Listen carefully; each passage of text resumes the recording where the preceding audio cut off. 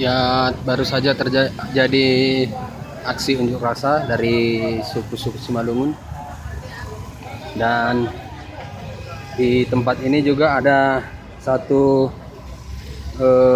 monumen ya, ke Tugu juga.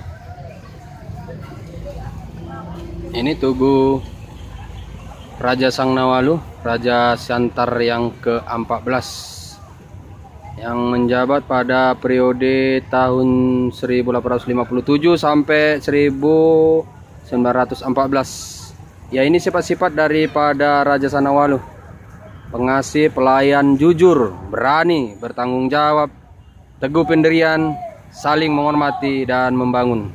Dan ini Tugu diresmikan oleh almarhum Wali Kota Batang Siantar Hulman Sitorus SE dan Ketua DPRD Kota Batang Siantar Maruli Hutape yang saat ini juga masih menjabat. Ya, mudah-mudahan Tugu ini nantinya akan bisa lebih besar lagi di Kota Pematang Siantar yang katanya dananya berkisar 3 miliar lebih.